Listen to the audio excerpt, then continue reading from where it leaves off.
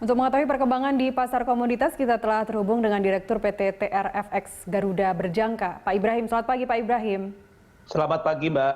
Apa yang menarik di pasar komoditas hari ini, Pak? Yang menarik adalah penurunan harga emas yang cukup signifikan dalam perdagangan kemarin dan dalam perdagangan pagi ini sampai sore kemungkinan besar juga akan cukup menarik karena ditemukannya vaksin ya Sputnik 5 di Rusia yang sudah diumumkan secara langsung oleh Presiden Vladimir Putin, dan ada 20 negara yang akan melakukan pembelian dengan total lebih dari 5 miliar. Nah, ini artinya apa? Bahwa walaupun vaksin tersebut belum diumumkan oleh WHO, tetapi apa yang dilakukan oleh Rusia ini sudah cukup positif untuk pasar, sehingga terjadilah taking profit di mana pada saat harga emas internasional menyentuh level di 2074 itu adalah level paling tinggi. Ada kemungkinan besar bahwa harga emas akan kembali koreksi ke level 1.800. Ini 1.800 adalah level yang sedang ditunggu di minggu ini. Bisa saja terjadi di hari Jumat besok, karena kita tahu data tenaga kerja di Amerika juga cukup bagus di atas ekspektasi. Ekspektasinya hanya 1,5 juta, kenyataannya adalah 1,7. Nah, di sisi lain pun juga Amerika, Eropa, ya ini pun juga sudah menemukan vaksin untuk pandemi virus corona. Walaupun kita lihat di negara sebelah di Inggris data PDB kuartal kedua terjadi kontraksi. Namun kontraksinya Inggris tidak serta-merta bisa mempengaruhi pelemahan harga emas, Mbak. Baik, dengan Pak Ibrahim, dengan harga emas yang sudah terkoreksi, saran Anda untuk investor apa? Akumulasi saja atau beli? Saran untuk investor untuk saat ini harus berhati-hati karena kemungkinan besar kalau seandainya tembus koreksi di 1.800 ini juga akan kembali lagi terkoreksi, karena saya lihat secara teknikal kita harus tahu bahwa di tahun 2011 di mana harga emas pernah menyentuh level tertinggi di 1.920. Apakah ini Anda melihat juga nanti emas akan bisa menyentuh ke 2.000 per troy ounce-nya, Pak?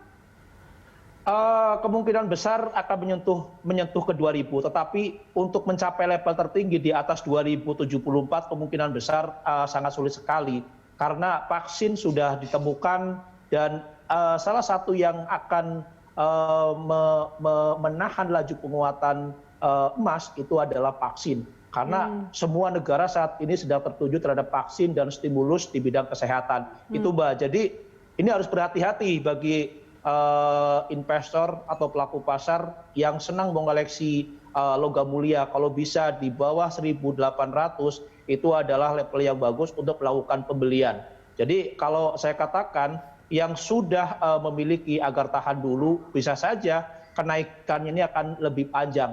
Ada analis yang mengatakan bahwa 3-5 tahun ke depan, tetapi saya kira melihat dari benang merah di Indonesia di tahun 2011 mencapai level di 1.920, kemudian di tahun 2020 mencapai level di atas 1.900, artinya apa? Memerlukan waktu 9 tahun untuk mencapai level tertingginya. Sehingga apa? Bagi masyarakat yang kemarin sudah menjual logam mulia dan perhiasan, itu adalah merupakan sesuatu hal yang luar biasa bagi mereka. Dan kita pun juga senang, gitu, Mbak.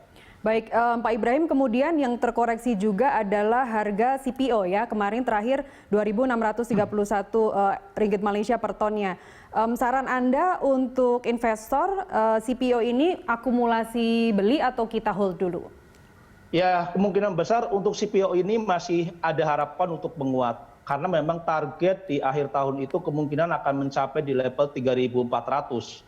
Kenapa saya katakan? Karena apa? Sebentar lagi India akan membuka lockdown, kemudian Eropa yang kemarin juga mengalami penurunan untuk impornya kemungkinan besar pasca lockdown dibuka, pasca vaksin ditemukan, kemungkinan besar akan mengalami peningkatan. Sehingga sangat wajar lah kalau seandainya kemarin mengalami koreksi, ya saat ini kemungkinan besar CPO ini akan kembali lagi mengalami penguatan. Kita harus tahu bahwa produksi di Malaysia ya sedikit terganggu karena kita tahu bahwa tenaga kerja di Malaysia juga berkurang karena masih adanya lockdown di Malaysia. Nah ini yang harus diuntungkan, dan di sisi lain importer tradisional seperti Tiongkok ya pertumbuhan ekonominya terus membaik. Nah ini yang dijadikan alasan bahwa CPO ke depan juga akan kembali membaik, dan harus ingat biodiesel ya B30, B50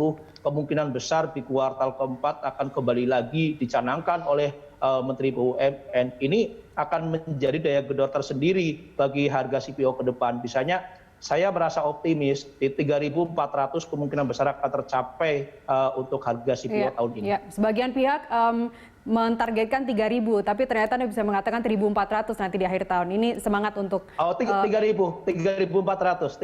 Ya, baik, itu angka yang lebih tinggi dari 3.000. Baik Pak Ibrahim, terima kasih Pak. Selamat pagi. Oke, ayo selamat pagi.